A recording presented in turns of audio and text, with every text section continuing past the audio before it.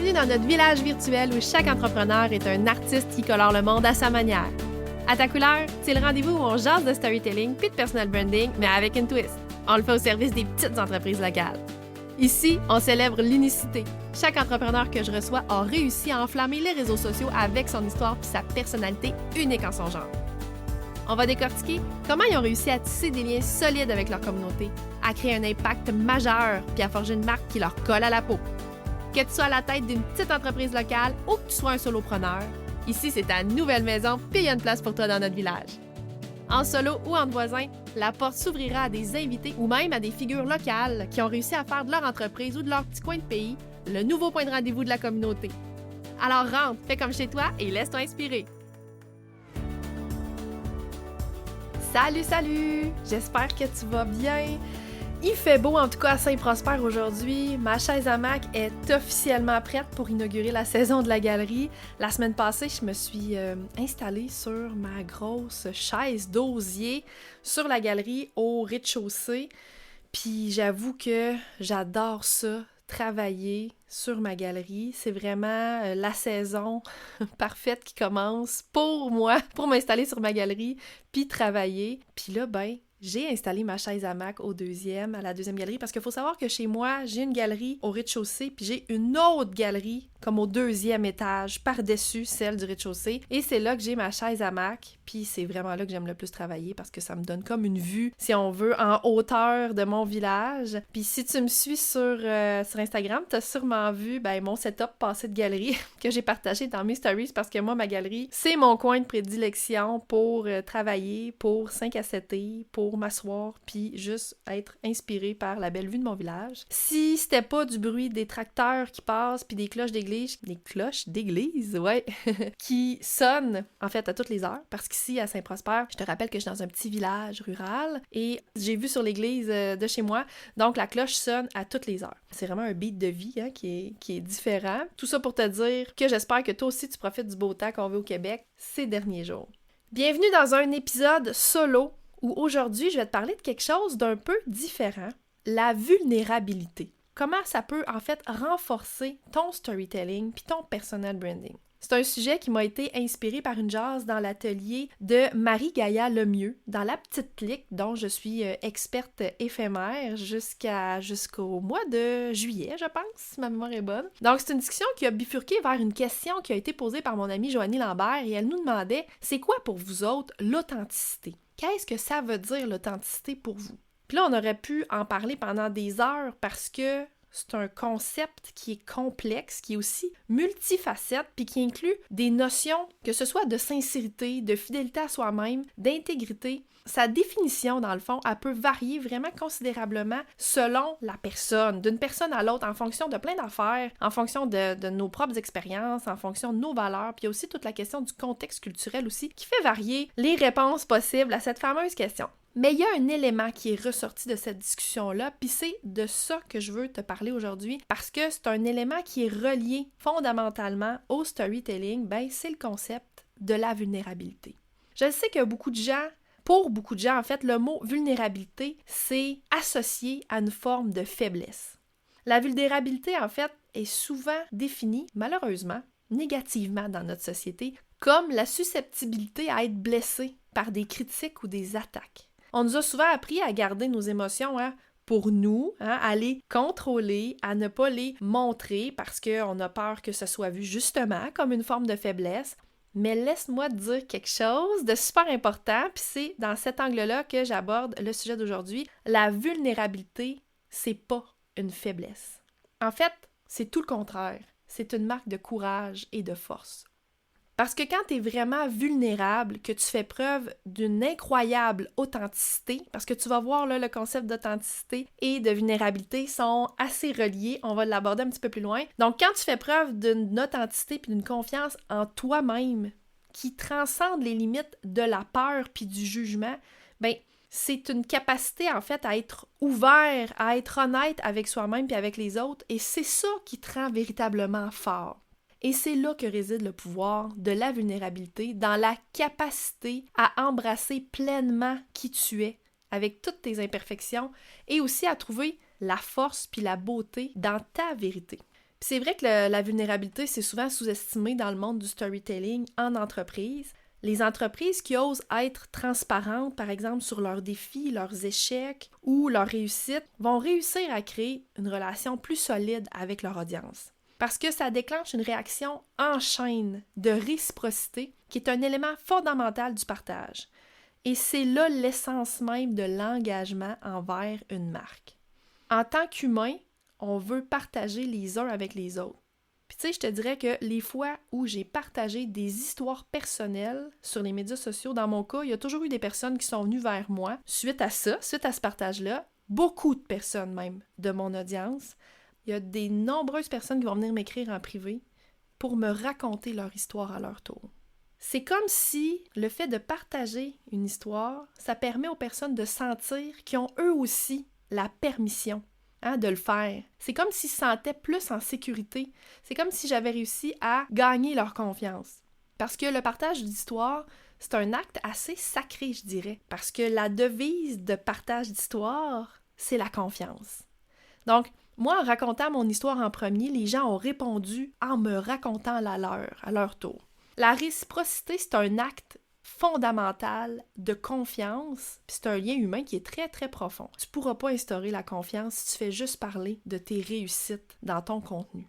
Parce que c'est pas réaliste, c'est pas humain. C'est normal de ne pas avoir une fin parfaite, des résultats parfaits. C'est là que l'admission de l'incertitude, donc la vulnérabilité, une certaine forme de vulnérabilité, est la clé de la connexion. Dans tous les cas, pour que ça se produise, les histoires, elles doivent être ancrées à travers une lentille humaine. C'est super important et je n'arrêterai pas de le répéter. Les meilleures histoires ne concernent pas une entreprise, mais elles sont racontées à travers le point de vue humain d'une personne ou d'une équipe, des véritables personnes avec lesquelles le public peut s'identifier. Okay? Donc là, je parle vraiment de l'humain, du visage derrière l'entreprise. Ça peut être, par exemple, des employés, ça peut être le fondateur, ça peut être toi, la personne fondatrice de l'entreprise ou de l'organisation, ça peut être un client aussi. Donc, les gens qui interagissent avec d'autres gens. Donc, les gens se connectent avec eux et la façon de générer de la réciprocité est au niveau personnel et non pas au niveau de l'entreprise. Parce que les connexions humaines, c'est la raison d'être de notre présence sur Terre. C'est pour ça qu'on est là. C'est pour connecter humainement. Donc, c'est ça qui donne un but, c'est ça qui donne un sens à nos vies. Puis si tu souhaites que la réciprocité puis l'engagement augmentent, je te dirais, concentre tes histoires sur un pilier fort qui est la vulnérabilité, mais toujours à travers une lentille très personnelle et humaine. C'est quoi exactement la vulnérabilité? OK, je t'en parle depuis tantôt. Mais c'est quoi exactement? Je ne l'ai pas défini encore, j'y arrive. Le concept de vulnérabilité, moi j'ai envie de te parler de ça selon Brené Brown. Je ne sais pas si tu connais Brené Brown, moi je l'ai découverte à travers un documentaire sur Netflix, qui est disponible sur Netflix. Et elle, ce qu'elle dit, c'est que la vulnérabilité, c'est de permettre aux gens de vous voir profondément. Elle a fait un TED Talk, puis Brené Brown, elle a déclaré que la vulnérabilité, c'est d'avoir le courage de se présenter et d'être vu quand on sait qu'il n'y a aucune garantie. Donc, il y a la question de la prise de risque ici qui est importante à considérer. Pour que la connexion se produise, nous devons nous permettre d'être vraiment vus, profondément vus. Ça me fait aussi penser à la phrase qui est inscrite sur la page d'accueil du site web de Marie-Ève Drolet que j'ai reçue sur le podcast il y a 2 semaines. Elle, Marie-Ève, elle écrit sur son site web « Faites-nous sentir qui vous êtes vraiment sur le web ». Donc, la vulnérabilité, c'est comme marcher sur un long fil puis réussir à garder l'équilibre grâce à une grande connaissance de soi puis une grande confiance en soi également. Il faut aussi être doté d'une bonne dose d'assurance pour parvenir à se montrer tel qu'on est puis demeurer aussi persuadé de toute sa valeur pour pas tomber ou sombrer, je dirais même, dans le doute puis dans l'incertitude. Si tu connais pas encore Brené Brown, c'est une auteure américaine qui a écrit plusieurs best-sellers, dont les livres « Le pouvoir de la vulnérabilité » puis « Les dons de l'imperfection ». C'est des livres que je te recommande vraiment d'ajouter à ta liste de lecture en 2024 si tu ne connais pas Brené Brown. Il y a des versions françaises aussi si tu n'es pas trop à l'aise avec l'anglais. Puis tu peux aussi retrouver le documentaire dont je viens de te parler, là. Ça s'appelle « L'appel du courage » sur Netflix. C'est un documentaire qui est en anglais, mais qui est sous-titré en français. Si encore là, t'es pas bilingue comme moi, en anglais du moins. Donc, tu vas pouvoir aller écouter ça. C'est franchement incroyable. Moi, j'ai adoré ce documentaire-là. Puis la conférence au TED Talk de Brené Brown, j'ai adoré aussi certains de ses livres. Parce que Brené, elle a la capacité incroyable d'aborder des sujets profonds avec une petite touche d'humour que j'aime. Ça rend non seulement ses idées plus accessibles, mais aussi plus humaines. Elle, dans le fond, son message, c'est qu'elle nous encourage à embrasser notre intégralité, à accepter nos imperfections, puis aussi à oser grand. C'est d'ailleurs un des titres de son livre, là, Oser grand. Comme je te disais, elle a un mélange d'humour, puis de sagesse aussi, puis c'est pas mal ce mélange d'humour puis de sagesse-là, moi, qui m'inspire à la fois à être entière, suffisante, si on veut, puis à être capable de oser, de beaucoup oser, comme dirait Brené. C'est à écouter vraiment si tu cherches à te connecter plus profondément avec toi-même et avec les autres. Et là, il y a un lien à faire entre la vulnérabilité et l'authenticité. Je l'ai abordé un petit peu plus tôt. C'est deux concepts qui sont profondément interconnectés. Quand on choisit d'être vulnérable, on ouvre la porte à notre véritable soi. On va dévoiler nos peurs, nos espoirs, nos défis sans artifice. C'est une honnêteté crue qui invite à l'authenticité parce que ça montre qui on est vraiment, qu'on est humain, avec toute l'imperfection que l'humain a.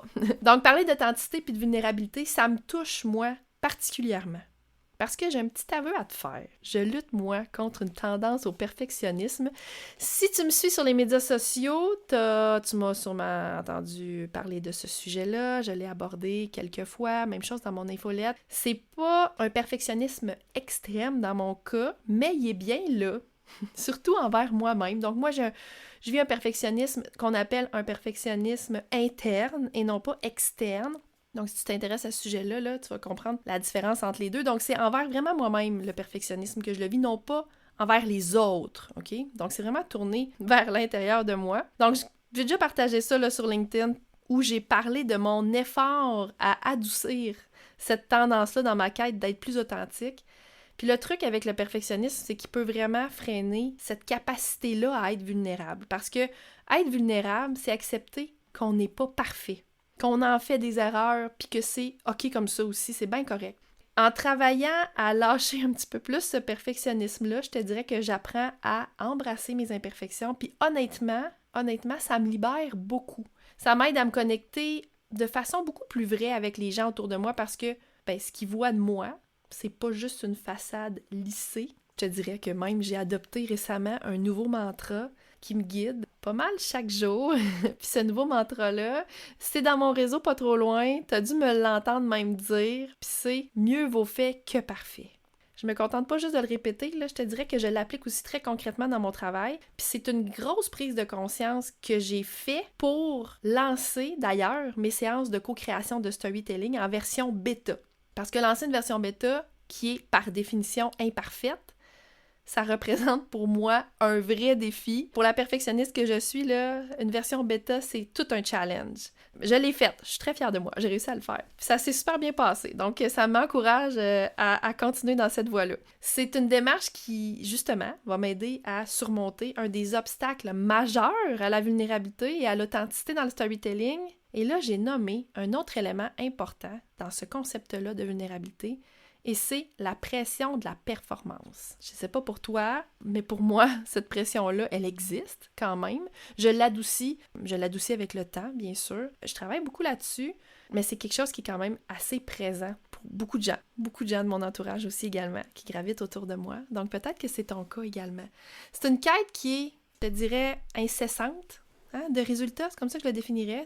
Cette pression de la performance-là, elle peut en venir à étouffer nos émotions, à étouffer nos ressentis, qui sont pourtant le cœur de toute histoire authentique.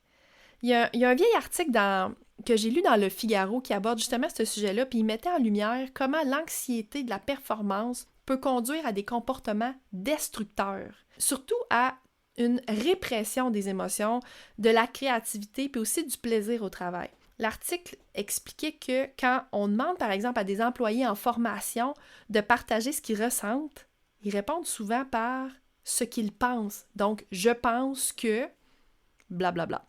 Plutôt que de répondre par ce qu'ils ressentent vraiment. Ça montre à quel point la pression de la performance peut nous amener vraiment à privilégier des réponses plus intellectuelles au détriment de l'authenticité émotionnelle.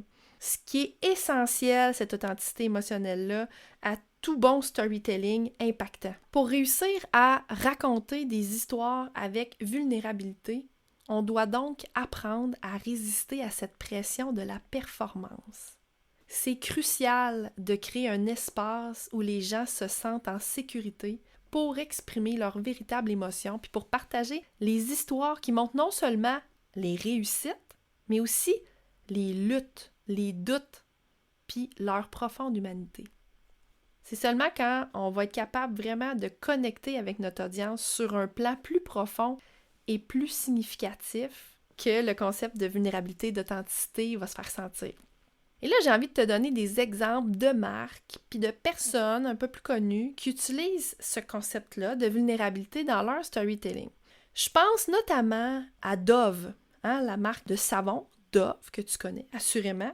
Donc, il y a 20 ans, Dove a pris position en contestant les normes de beauté non représentatives de la réalité et de la diversité des femmes. Je sais pas si tu te rappelles, moi je me rappelle à un moment donné, ça fait quand même plusieurs années, là, mais d'avoir vu une campagne publicitaire de Dove où on voyait plein de femmes de différents âges, de différentes nationalités, de différentes formes aussi corporelles, et on les voyait en sous-vêtements, et bon, c'était une publicité de Dove qui prônait la diversité corporelle. Je me rappelle de ça, ça m'avait marqué, je pense que j'étais jeune adulte à cette époque-là.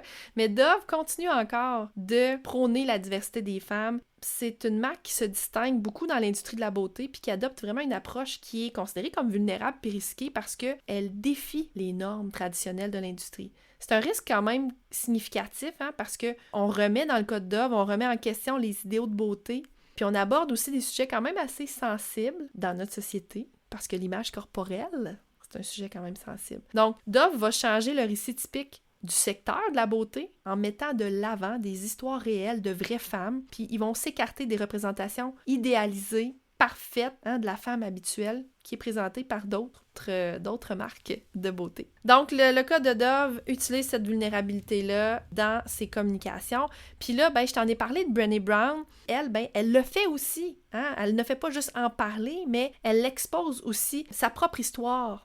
Puis ses recherches dans le documentaire Netflix dont je t'ai parlé, qui s'appelle L'appel du courage, je te le rappelle. Donc, elle montre comment elle applique ses propres théories à sa propre vie. Une vulnérabilité assez remarquable. Puis, l'ayant visionné ce documentaire-là, puis sa conférence au TED Talk, je peux vraiment témoigner de la manière dont Brené ose se montrer vulnérable à travers ses discours. Elle partage ouvertement ses propres expériences, puis ses luttes internes qu'elle a dû surmonter. C'est vraiment enrichissant, la pertinence de ses recherches, qu'elle nous fait profiter dans ses réflexions, mais ça inspire aussi le public à embrasser leur propre vulnérabilité. Moi, ça m'a hyper inspiré, cette conférence-là. Je te dis, si t'as pas vu ça, vas-y. Mais je pense même que c'est possible d'en voir plusieurs extraits là, gratuitement sur le web. Alors, je continue avec d'autres marques qui utilisent la vulnérabilité dans leur communication, dans leur récit en ligne. Domino's Pizza. Je sais pas si tu connais Domino's Pizza. Moi, j'ai découvert Domino's quand j'étais en France.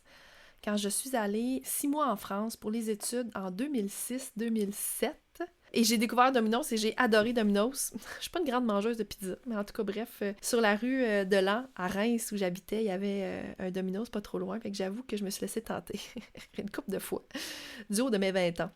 Et là, en 2009, pour parler de Domino's, justement, en 2009, Domino's a lancé une campagne publicitaire dans laquelle elle admettait ouvertement que ses pizzas n'étaient pas à la hauteur et que les critiques négatives à son endroit étaient justifiées.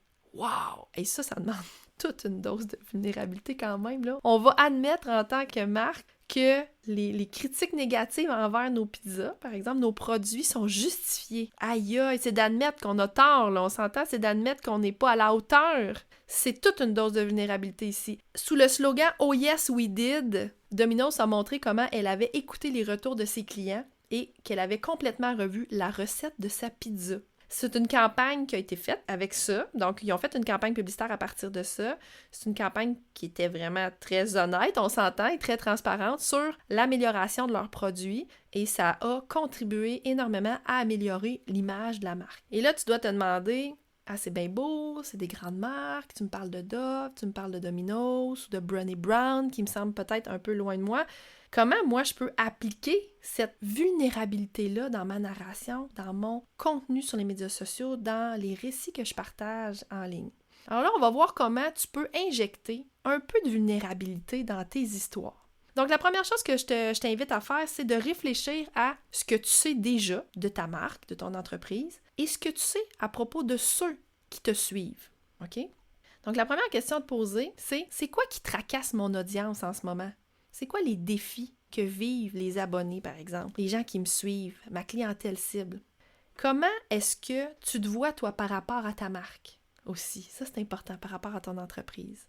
Puis la troisième question, c'est toi, en quoi tu te reconnais dans ton public? En quoi tu te reconnais dans ta clientèle cible, finalement? Puis là, on va toutes prendre les réponses à ces questions-là, OK? Parce que tout ça, ça fait référence à tes propres défis. OK? Pense à tes propres défis. Quelles sont celles que ton public pourrait aussi vivre? OK? Donc, ça va te demander une petite dose d'empathie, là, de répondre à ces questions-là. Quel défi que toi, tu vis, que ton audience aussi vit?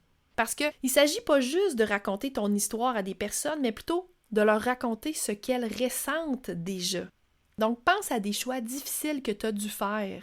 Raconte-nous pourquoi tu as pris ces décisions-là, puis pas une autre. Pas juste ce qui s'est passé. Parce que les choix que tu as faits, ça, ces choix-là, là, ça crée des tensions naturelles, puis ça capte l'intérêt de ton public parce que ça montre un conflit qui peut être soit interne ou externe, puis surtout, ça montre comment tes valeurs t'ont guidé à travers ces moments-là plus difficiles. Donc, idéalement, ces difficultés-là devraient avoir un lien avec ce que représente ton entreprise, ce que représente ta marque. Je te donne des exemples pour te lancer, OK?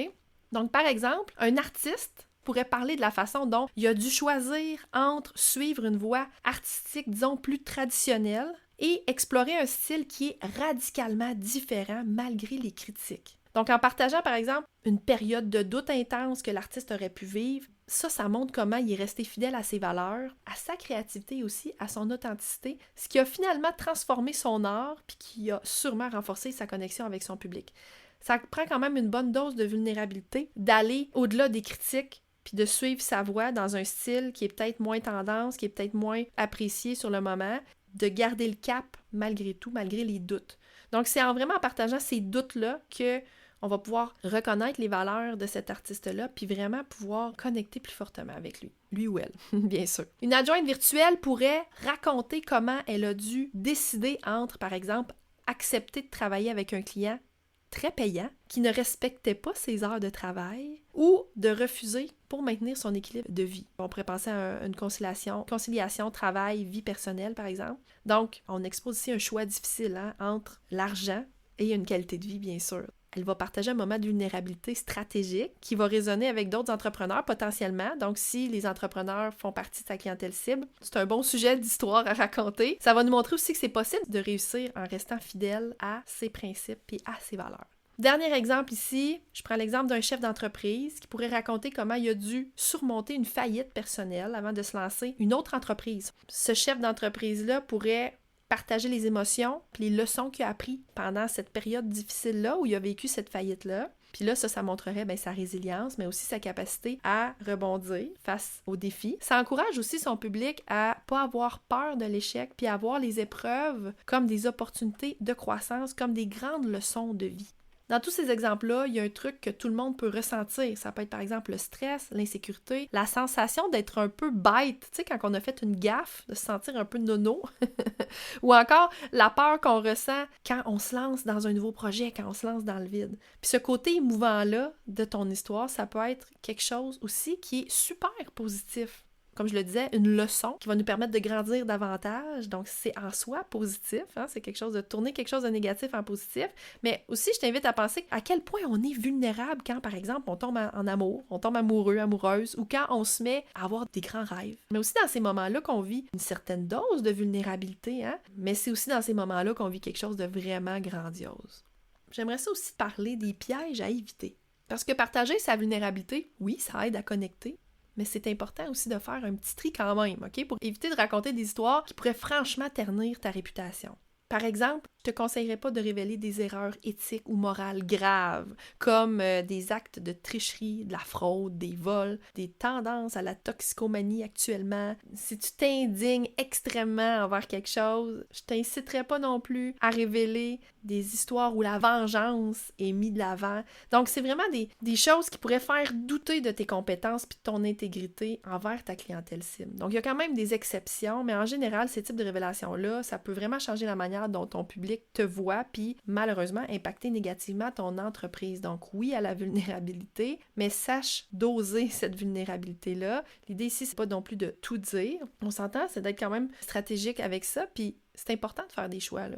Donc, avant de devenir, je te dirais, vulnérable dans tes récits, demande-toi comment cette vulnérabilité-là va vraiment servir ton entreprise. Pense à l'impact émotionnel de ton histoire, puis à son attrait aussi pour ton public. Si tu gardes ça à l'esprit, tu vas être sur la bonne voie pour créer des narrations qui, non seulement vont renforcer la confiance, mais vont aussi encourager ton public à rester engagé avec ta marque dans les années à venir. Voilà, c'est tout pour aujourd'hui. J'espère vraiment que cet épisode-là t'a inspiré à embrasser ta propre vulnérabilité et à reconnaître la beauté de l'imperfection dans ta vie quotidienne et professionnelle, comme moi, je tente de le faire de plus en plus. Je te le rappelle, se montrer vulnérable, c'est pas un signe de faiblesse, mais c'est un acte de courage qui peut profondément enrichir tes relations puis te permettre de vivre avec beaucoup plus d'authenticité dans ta vie. Ose être toi-même, partage tes histoires, tes doutes, tes succès et vois comment ça transforme non seulement ta manière de connecter avec les autres, mais aussi la manière dont toi, tu te vois. Ça, c'est super important aussi. Puis n'oublie pas, mieux vaut fait que parfait. Dans 2 semaines, je reçois la personne qui m'inspire vraiment le plus sur la planète, je te dis, là, rien de moins. Et j'ai réussi à la recevoir, cette personne-là, sur mon podcast, et j'ai nommé Guillaume Vermette. Si tu le connais pas, c'est un clown humanitaire, c'est un véritable artisan du bonheur puis de l'humanité. Il partage vraiment des récits inspirants à travers du contenu sur les réseaux sociaux. Il touche les cœurs des jeunes, des moins jeunes, puis lui, son message, en fait, ça vise à encourager à être gentil au quotidien. Son message est simple, mais très puissant. La gentillesse rend heureux. Puis Guillaume, c'est la personne que je connais et que je vois le plus passer dans mon fil d'actualité parce que mon algorithme me propose ses publications tellement je réagis souvent à son contenu, à ses histoires en fait. C'est un grand raconteur d'histoires avec une dose d'humanité. Donc j'ai vraiment, vraiment hâte de te le présenter. D'ici là, continue de briller de ta véritable essence. On se dit salut, à dans 2 semaines! J'espère que tu repars avec de nouvelles idées pour colorer ta propre histoire et pour connecter avec ta communauté. Continue à te démarquer, à créer des liens en apportant ta touche perso. Puis d'ici là, si tu as apprécié notre moment ensemble aujourd'hui, ça serait génial si tu pouvais laisser un avis sur le podcast. C'est comme un petit signe de la main quand on se croise dans notre village virtuel. Ça me réchauffe le cœur puis ça me donne une meilleure idée de ce qui t'intéresse vraiment. N'hésite pas non plus à partager cet épisode-là avec tes amis ou sur les réseaux sociaux. Puis si tu veux continuer la discussion, utilise le tag La Voisine Pro sur Instagram. Ça va me faire vraiment plaisir d'échanger avec toi. On se retrouve très bientôt pour une nouvelle discussion entre voisins.